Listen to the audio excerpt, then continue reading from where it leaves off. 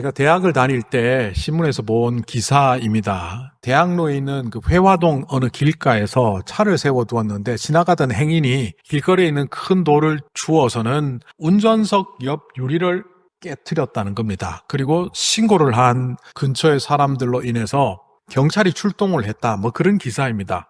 여기까지만 놓고 보면 지나가던 행인이 남의 차의 유리를 깼다라는 이 사실은 정말 미치광이가 아니면 아주 형편없는 나쁜 사람처럼 보입니다. 그런데 경찰이 출동해서 자초지종을 물어보고 확인해 보니 어느 더운 여름날 보호자가 아기를 뒷좌석에다가 놔두고 가서는 잊어버렸는지 오지를 않아서 아이가 거의 질식할 것 같은 상황이 되었고, 지나가던 행인이 그것을 발견하고 아이에게 피해가 가지 않도록 운전석 유리를 깨트려서 아이를 구했다는 그런 내용입니다. 자, 이렇게 뒤에 이야기까지 듣고 나니까 이 사람은 악당도 아니고 미치광이도 아니고 다른 사람들이 하지 못하는 일을 한 의인 같은 행위를 한 사람으로 신문에 보도되었습니다. 우리는 어떤 사건이나 말씀들을 겉만 보고 파악하면 제대로 알아보지를 못합니다. 그 이면에 이른바 숨겨져 있는 이야기를 제대로 알아야만 그 모든 진실을 알게 됩니다. 성경 말씀도 마찬가지입니다. 성경 말씀을 통하여 나에게 어떤 유익한 말씀이 있나 이런 관점에서 자기중심적으로만 바라보다 보면 하나님께서 이 말씀을 통하여 우리에게 어떤 말씀을 해주기를 원하시는지, 또 성경 속에 등장하는 오늘 말씀 같으면 이스라엘 백성들은 그들의 입장에서, 기브온 사람들은 기브온 주민의 입장에서 하나님을 어떻게 만나고 있는지를 제대로 파악하지 못할 때가 많습니다. 그래서 오늘은 이 말씀을 전통적인 해석이 아니라 조금 다른 시각에서 바라보기를 원합니다.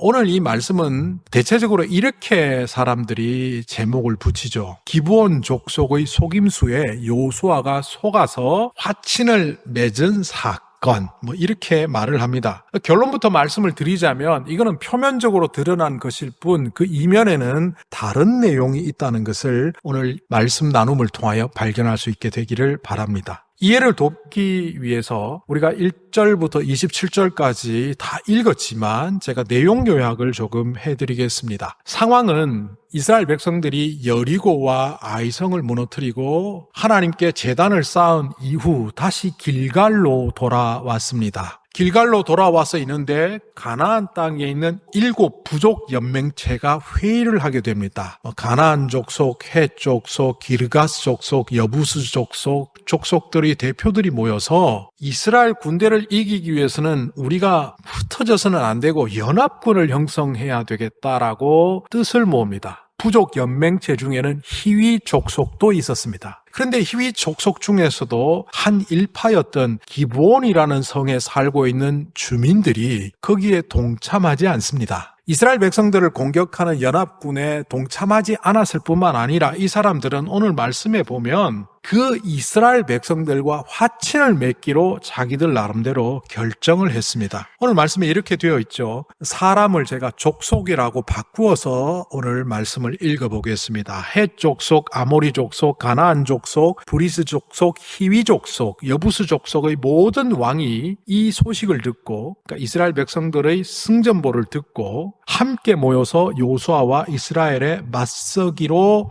뜻을 모았다. 그런데 히위 부족의 한 일파인 기브온 사람들은 요수아라는 사람이 여리고 성과 아이성에서 한 일을 듣고서 요수아를 속이기로 결정하였다. 여기서 속이기로 결정하였다 이 말은 바로 화친을 맺기로 결정했다는 말입니다. 가나안 거민이라 그러면 화친을 안 맺을 것이 분명하니까 기브온 사람들은 꾀를 냅니다. 그래서 지금 길갈로부터 기브온까지는 직선거리로 한 30km 정도밖에 떨어져 있지 않습니다. 빨리 가면 이틀, 느리게 가도 3일이면 도달할 수 있는 아주 가까운 거리에 있습니다. 그런데 그들은 마치 멀리서 온 것처럼 위장을 합니다. 옷도 남루한 옷, 여행을 오랫동안 해서 낡은 것처럼 꾸몄고 그들이 갖고 있는 포도주 가죽 부대조차도 낡아서 찢어진 것 같은 것을 만들었고 심지어 그들이 갖고 가는 식량인 빵은 말랐고 곰팡이가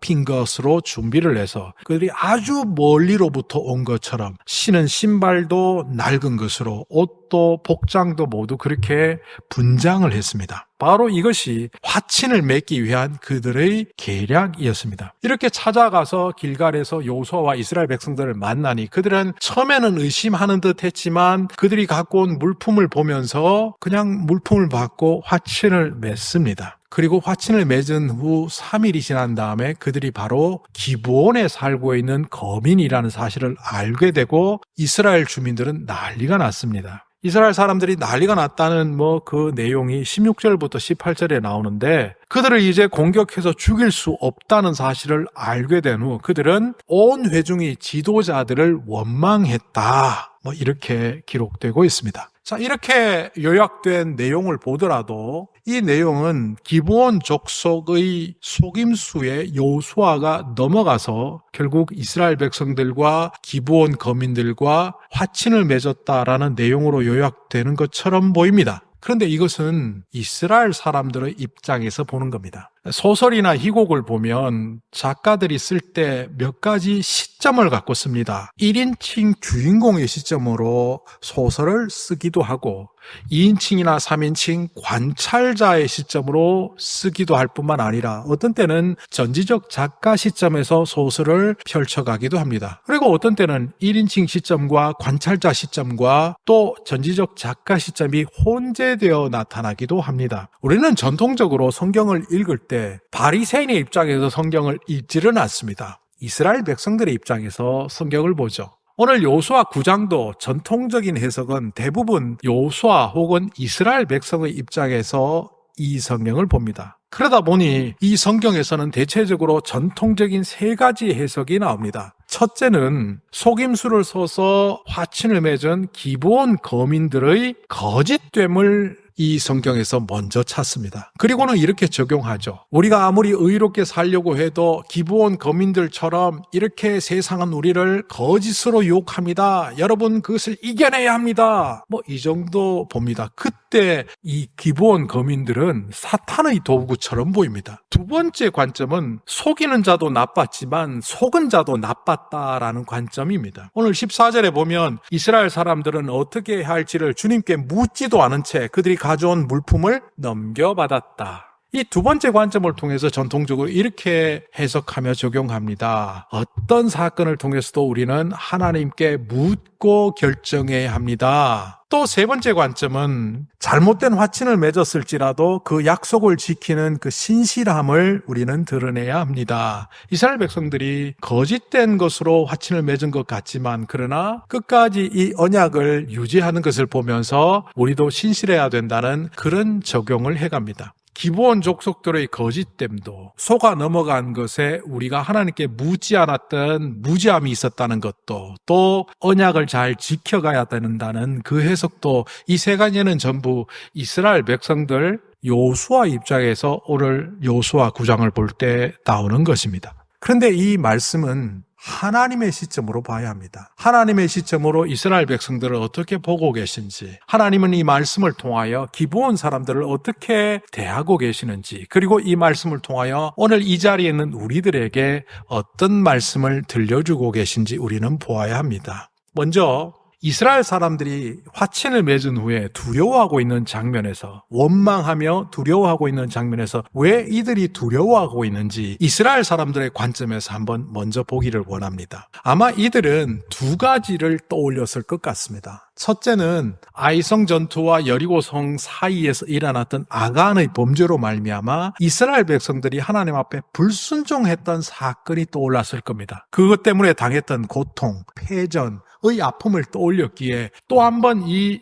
불순종의 사건과 같은 이 사건을 통하여 우리가 고통을 당하지 않을까, 떠올렸을 겁니다. 그런데 그보다 더 중요한 것은 아마 그들이 신명기 7장 1절에서 4절 말씀을 떠올렸을 것으로 보입니다. 신명기 7장 1절부터 4절 말씀을 제가 개역 개정판으로 읽어보겠습니다. 내 하나님 여호와께서 너희를 인도하사 내가 가서 차지할 땅으로 들이시고 내 앞에서 여러 민족, 헷 족속, 기르가스 족속, 아모리 족속, 가나안 족속, 브리스 족속, 히위 족속, 여부스 족속, 곧 너보다 많고 힘이 센 7 족속을 쫓아내실 때에 내 하나님 여호와께서 그들을 내게 넘겨서 너희가 그것을 치게 하시리니 그때에 너는 그들을 진멸해야 한다. 그리고 그들과 어떤 언약도 맺지 말아야 한다. 그들을 불쌍히 여기지도 말 것이며 또 그들과 혼인하지도 말지니 내 딸을 그들의 아들에게 주지 말고 그들의 딸을 내 며느리로 삼지도 말아야 한다. 그가 내 아들을 유혹하여 그가 여호와를 떠나고 다른 신들을 섬기게 하므로 여호와께서 너희에게 진노하사 갑자기 너희를 멸하실 것이기 때문이다. 간단히 말하면 그들을 진멸해야 하고 그들과는 어떤 언약도 맺지 말아야 하고 그들과는 함께 살아서는 안 된다. 만약 그것을 어길 시에는 너희들이 오히려 진멸당할 것이다. 이런 내용이 신명기 7장에 나옵니다. 이 신명기 7장의 사건과 지금 요수아 9장의 사건의 시간이 그렇게 길지 않다고 지난주에 이미 말씀드렸습니다. 가나안 땅에 들어가기 전에 신명기 말씀을 통하여 마지막 유언처럼 모세는 그 땅에 들어가서 너희는 이렇게 해야 된다 당부했고 그럼 한 1년도 지나지 않아 가나안 땅에 들어와서 지금 요수아 9장 이 자리에 선 것을 보면 그들은 얼마 전에 했던 모세의 그 말씀을 떠올리며 벌벌 떨었을 것으로 보입니다. 그들이 왜 떨었을까요? 하나님께서는 가나안 땅에 있는 모든 부족들을 죽이기를 원하셨다고 믿었기 때문입니다. 또 그들은 그 가나안 땅의 사람들과 함께 살아가서는 절대로 안 된다고 생각했기 때문입니다. 정말 하나님은 가나안 땅의 백성들이 다 죽기를 원했고 이스라엘 백성들이 생각했던 것처럼 그들은 진멸의 대상일 뿐 절대로 같이 하면 안 될까요? 가나안 땅의 부족들이 모두 죽어야 한다는 생각은 이 성경 속의 이스라엘 백성들뿐만 아니라 오늘날 여호수아서를 바라보는 우리들의 입장에도 있습니다. 그러다 보니 하나님이 가나안의 부족들을 모두 죽이기를 원하시는 그 잔혹함, 그 무서움 때문에 왜 하나님은 이스라엘 백성들만 편애하시고 왜 가나안의 백성들을 이렇게 잔혹하게 대하시지? 여전히 여호수아서 속에 있는 하나님의 사랑보다는 하나님의 참혹한 잔혹성을 발견하며 이 여호수아서를 좀 꺼려하는 사람들이 상당히 있습니다. 그런데 제가 한 달여 전에 여리고 전투를 설명하면서 7일 동안 행진을 했지만 마지막 7일째는 7번을 돌면서 함성을 질러 여리고성을 무너뜨렸지만 6일 동안 한 바퀴씩 돌며 매일 한 바퀴씩 돌면서 그 행진하는 침묵의 행진은 바로 여리고성 거민들이 문을 열고 나와 그 도성의 라합처럼 회개하고 나와 구원받기를 원하는 바로 하나님의 구원의 시간이었다고 해석을 했습니다. 여러분들은 거기에 동의하셨습니까? 라디오 설교를 들었는지 유튜브 설교를 들었는지 거기에 동의하지 못한 어떤 분이 제게 전화를 했습니다. 설교 잘못했다는 겁니다. 하나님은 가나안 땅의 모든 자들이 진멸되기를 원하셨는데 목사님은 무슨 근거로 그렇게 해석을 했냐? 그 잘못 풀이한 것 아니냐? 저는 그분에게 신명기 20장 10절에서 11절 말씀을 아십니까? 라고 반문했습니다. 신명기 20장 10절부터 11절 말씀 제가 개역 개정판으로 읽어드리겠는데요. 이 신명기 20장은 전체가 다 전쟁에 대한 율법입니다. 모세가 너희가 그 땅에 들어가서 이제 전쟁을 하게 되면 하면서 전쟁에 대한 가르침 율법을 주면서 10절과 11절에 이렇게 말을 하고 있습니다. 너희가 그 땅에 들어가서 어떤 성읍으로 나아가서 치려할 때는 그 성읍에 먼저 화평을 선언하라. 그 성읍이 만일 화평하기를 회답하고 너를 향하여 성문을 열거든 그 모든 주민들에게 내게 조공을 바치라 하고 너희를 섬기게 하며 받아들여라. 함께 살아가라. 그런데 평화를 선언했음에도 불구하고 문을 열지 않으면 그 성의 모든 자들을 멸절하라. 성경 전체를 보면 주님의 마음이 읽히는데 우리는 파편적인 말씀을 보면서 하나님이 이러실 거라고 오해를 합니다. 요수아서를 보기 전에 우리는 신명기를 보고 그 땅에 들어가서 하나님의 전쟁을 하기 전에 이미 모세를 통하여 주셨던 그 말씀을 읽어보면 여리고의 6일 동안의 행진은 여리고 성을 문 열라고 구원의 시간을 주신 하나님의 은혜의 시간이었고, 거기에 응답하지 않았기 때문에, 반응하지 않았기 때문에 7일째 하나님은 그들을 멸절의 시간으로 끌고 갔다는 거죠. 하나님은 예수 그리스도를 이 땅에 보내셔서 모든 사람들이 구원받기를 원하셨고, 주님의 뜻 가운데서 복된 백성이 되기를 원하십니다. 하나님이 세상을 이처럼 사랑하사 독생자를 주셨으니 이는 저를 믿는 자마다 멸망치 않고 구원하게 하심이라는 말씀을 우리는 알고 있습니다. 그러나 그 예수님께서 다시 이 땅에 오실 때는 심판주로 오십니다. 하나님의 뜻에 합당하지 않는 자들, 그들은 바로 영벌로 갈 수밖에 없다는 것이 심판주입니다. 하나님은 사랑이심과 동시에 심판주이십니다. 이것은 가나안 땅에서도 동일하게 적용되었습니다. 하나님은 그 가나안 땅의 백성들에게 사람들의 입을 통하여 홍해를 건넌 사건, 요단강을 건넌 사건, 건너기 전에 그 땅의 왕들을 제거한 사건, 그리고 여리고를 무너뜨리고 아이성을 이긴 사건들을 듣게 하셨습니다. 마치 여리고 안에 라합이 들었던 것처럼 희위 족속 중에 기브온 거민들이 그 얘기를 듣고 회의를 합니다. 우리 투항하자. 이처럼 이 사건을 통하여 우리가 봐야 되는 하나님의 시선은 뭡니까? 하나님은 모든 사람들이 구원받기를 원하신다는 거예요. 이스라엘 백성들은, 그 기본 거민들은 죽어 마땅하는 자들, 멸절당할 대상으로 바라보았지만, 하나님은 하나님께 나오면 기본이 아니라 그 누구라도 구원시키자고 작정하고 계심을 이 사건을 바라보는 시선을 통하여 우리는 보아야 합니다. 그래서 이 장면을 통하여 하나님은 모든 사람들이 구원받기를 원하시는 시선과 마음을 갖고 계시는 분임을 우리 또한 보아야 합니다. 그런데 이런 질문이 나올 수 있습니다. 기브온 사람의 입장에서 한번 볼까요? 기브온 사람들은 왜 투항했죠? 왜 그들은 모여서 연합군을 형성하자고 하는 다른 부족 연맹체와 달리 거기서 쏙 빠져나와서 이스라엘 족속들과 함께 같은 공동체가 되겠다고 왜 투항을 했을까요? 전쟁을 두려워해서요? 그들이 굉장히 약한 도성이었기 때문에 그럴까요? 결코 약한 도성이 아닙니다. 다음 주 요일이 보겠지만 미리 좀 보면 여호수아 10장에 예루살렘 왕 아도니세덱이 어떤 이야기를 듣습니다. 그 이야기는 기브온 도성의 사람들이 이스라엘과 화친을 맺고 그들과 함께 살게 되었다는 그 이야기를 듣고 난 다음에 반응하는 장면이 여호수아 10장 1절부터 2절 사이에 나옵니다. 기브온 주민이 이스라엘과 화친하고 그들과 함께 살고 있다는 소식을 듣고 예루살렘 왕 아도니세덱이 몹시 놀랐다. 기브온으로 말하자면 왕이 있는 도성처럼 큰 성읍이고 아이성과는 비교할 수 없을 만큼 강력한 도성일 뿐만 아니라 기브온 주민은 모두가 알고 있다시피 모두가 인정하는 용맹한 전사들이 아닌가. 근데 그들이 왜 투항했지? 기브온 주민들은 하나의 도성뿐만 아니라 오늘 성경 보면 4개의 도성으로 구성되어 있는 강력한 도성이고 모든 자들이 인정하는 왕의 도성 같은 큰 성일 뿐만 아니라 그 주민들은 용사들로 구성되어 있었습니다. 왜 이들이 투항했을까? 투항한 이유는 오늘 성경에 분명하게 나와 있습니다. 속여서 화친을 맺었다는 사건 이후에 백성들이 원망을 하고 난 다음 잠시 기다려 보시오. 내가 어떤 판결을 내리겠습니다. 판결을 내리기 전에 여호수아는 기브온 주민 대표를 다시 한번 불렀습니다. 그리고 이렇게 말합니다. 왜 우리를 속였어? 왜 멀리 있는 사람인 것처럼 하신 것이오? 이렇게 묻는 말에 24절에 기브온 거민들은 이렇게 말합니다. 그들이 여호수아에게 대답하였다. 우리가 그렇게 속일 수밖에 없었던 까닭은 주 하나님이 그의 종 모세에게 명하신 것이 참으로 사실임을 우리가 알았기 때문입니다. 하나님이 이 땅을 다 이스라엘 사람에게 주라고 명하셨고 이스라엘 사람이 보는 앞에서 이 땅에 사는 모든 사람이 죽을 것임을 우리가 알았기 때문에 투항할 수밖에 없었습니다. 이 사람들은 싸움을 잘하는 사람이다. 강력한 도성의 사람들입니다. 그런데 그들은 자기들의 힘을 믿은 것이 아니라 연합군을 믿은 것이 아니라 모세로부터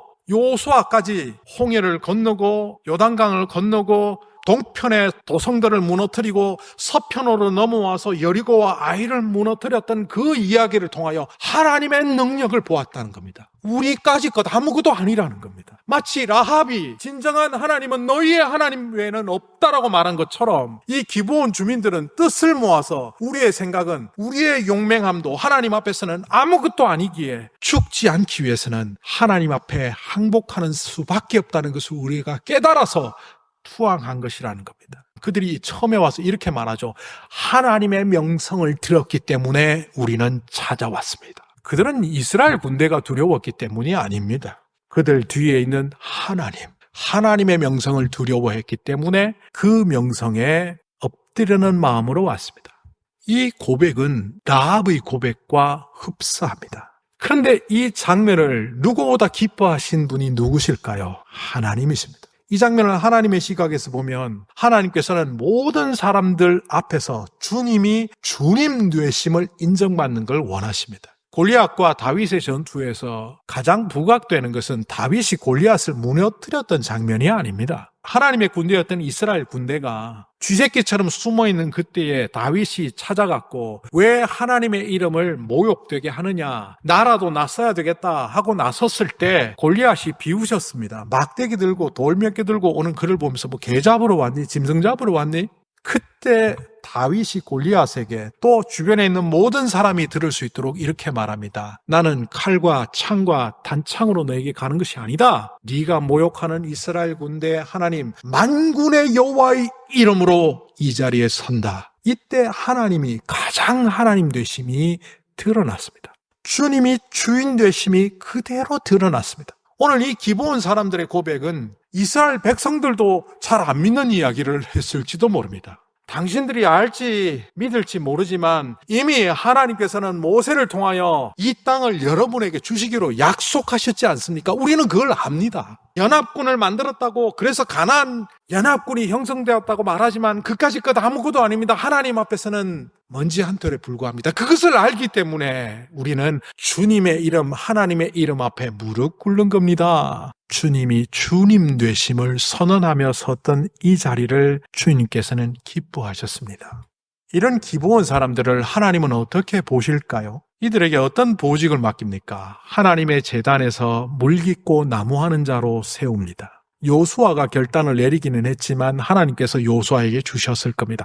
하나님의 제단을 섬기는 자로 세우셨습니다. 이게 어떻게 성취되지요? 사울 왕부터 솔로몬 왕에 이르는 초기 왕정 시대에 예루살렘의 성전이 세워지기 전 하나님의 성막이 어디에 있었습니까? 기브온에 있었습니다. 그래서 왕의 제위에 오른 솔로몬이 하나님께 헌물을 드리기 위하여 어디로 갔습니까? 기브온의 제단으로 갔습니다. 그리고 거기서 1000번제를 드렸다고 하는데 이걸 또 사람들이 왜곡하죠. 1000번 제물을 드린 게 아니고 1000마리의 짐승으로 번제를 드린 겁니다. 한 번에. 헌금 1000일 동안 연달아 하라는 거 그거 다 미신입니다. 어쨌든 기브온은 초기 왕정 시대에 하나님의 성막이 거했던 이른바 하나님의 성전터와 같은 곳이었습니다. 다음 주에 우리가 잘 살펴보겠지만 기브온 사람들을 위하여 하나님이 놀라운 기적을 행하십니다. 세상에 없는 기적을 행하십니다. 뿐만 아니라 다윗 시대에 희한한 사건이 있었거든요. 갑자기 기근이 몰려옵니다. 하나님 어찌하여 우리 시대에 이런 기근이 몰려옵니까? 네가 기브온 사람들의 원통함을 풀어줘야 되겠다. 그게 뭡니까? 사울 왕과 후손들이 기브온 사람들을 학살하였다. 그 죄값을 사울의 후손들이 치르게 하고 그 원통함을 풀어주어라. 다윗이 풀어줍니다. 기근이 멈춥니다. 하나님이 기브온 사람들을 얼마나 사랑하셨는지 다윗 시대에도 솔로몬 시대에도 사울 시대에도 또한 이 여호수아 10장의 사건을 통해서도 드러납니다. 하나님은 그들을 왜 사랑하셨을까요? 또 어떤 사람들은 그럴 겁니다. 그래도 속임수 썼잖아요. 속였잖아요. 오늘 성경에 보면 9장에 그들이 속였다는 말이 5번이나 나오잖아요. 우리말로 보면 5번이나 나옵니다. 그런데 3번은요, 번역자가 보탠 말입니다. 속였다는 말이 2번 나오는데요. 히브리어로 보면 한 번은 22절에서 여호수아가 왜 너희들은 우리를 속였느냐 할 때 그 속였다는 말은 진짜 속였다는 단어를 썼지만 4절에 요수아를 그들이 속이기로 결정하였다 하는 이 속이기라는 명사는 속이다는 말로 번역하지 않아도 됩니다. 이 오르마라는 히브리어 단어가 구약 성경에 5번밖에 쓰이지 않았는데 다 찾아보니까 3번은 명철, 슬기로 잠언에 나옵니다. 잠언에서 명철, 슬기로움으로 번역된 그 단어가 바로 오늘 여기 속이기와 동일한 단어입니다. 딱 한 번 속인다라는 말로 사용되는데 그게 바로 요수아 9장 4절입니다. 그래서 새한글 번역 성경에서는 이걸 이렇게 번역하더라고요. 그들은 그들대로 꾀를 부렸다. 그들은 속인 것이 아니라는 거예요. 지혜를 모았다는 거예요. 라합이 정탐꾼을 숨겨줍니다. 그리고 여리고의 왕이 그 정탐꾼을 내어놓으라고 할 때 벌써 갔어요 라고 할 때 그것도 속인 것 아닙니까? 그런데 그 속인 것이 아니고 그거는 뭡니까? 여리고의 왕보다 하나님을 더 두려워하는, 하나님을 더 왕으로 섬기는 라합이 여리고의 왕을 두려워하지 않는 마음으로 고백한 겁니다. 기브온은 가장 강한 도성이었음에도 그들의 무기와 강력함을 하나님께 고스란히 드렸습니다. 투항합니다. 그들의 행동은 속임이 아니라 나름대로 구원받기 위하여 지혜를 모은 것이었습니다. 라합이 정탐꾼을 도왔던 것처럼 그들 또한 자신을 도와서 하나님 앞에 투항함으로 하나님의 나라의 백성이 되기 위하여 나왔다는 것을 하나님은 보았습니다. 그랬기 때문에 그들을 시대가 흘러도 보호하셨고 그들의 사는 터전에 성막을 거하게 하셨으며 하나님이 임재하셨을 뿐만 아니라 그들이 원통한 일을 겪으면 다윗 왕을 격동시켜라도 그 원통함을 풀어주시는 보호자로 계셨던 겁니다. 그러니까 하나님은 이 기브온 사람들을 사랑하셨습니다. 보십시오. 하나님은 기브온이 속였다고 벌 주지 않지 않습니까? 또한 거기에 속임당하고 잘못됐다고 생각하는 이스라엘 백성들을 징벌하지 않지 않으십니까? 바로 이 사건을 통하여 하나님은 우리에게 이런 것들을 보여주십니다. 이 세상에 죽어가는 많은 사람들을 주께로 오도록 나는 애쓰고 있는데 하나님의 백성들이 거기에 동참하면 큰 역사가 일어난다는 것을 보여주시고자 하십니다. 하마스가 이스라엘 군대가 몰려가고 난 후에 거기에 민병대를 조직하고 지금 총기를 들고 협력했던 사람들을 끌어내서 죽입니다. 그리고 죽이고 난 다음에 이렇게 말을 합니다. 알라후 아크바르, 신은 위대하다. 동족을 죽이며 자기 마음에 안 드는 사람들은 다 제거하는 그것이 과연 신앙입니까? 오늘날 하나님을 믿는다고 하는 우리들이 하나님의 음성을 외면한 채 우리가 원하는 욕심을 채우고 우리가 원하는 삶의 도구들을 채우고 원하는 방식대로 신앙하고 있으면서 하나님은 나의 하나님이다 하면 하나님이 과연 기뻐하실까요?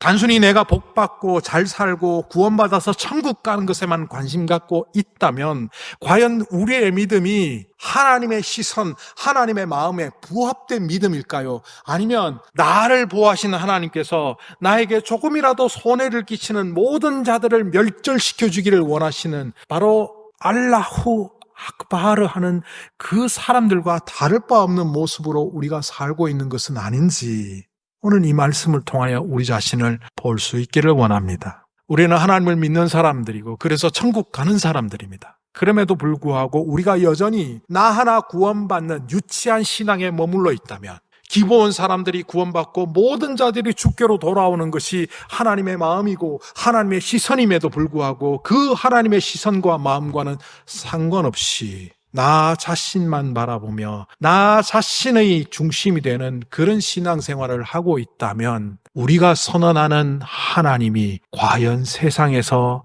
영광을 받으실 수 있겠습니까? 오늘 이 말씀을 통하여 우리는 하나님의 시선을 회복하고 하나님의 뜻을 분별하고 그 하나님의 마음으로 영혼구원의 역사 속으로 세상의 평화와 정의의 실현의 사람으로 나아갈 수 있기를 바랍니다.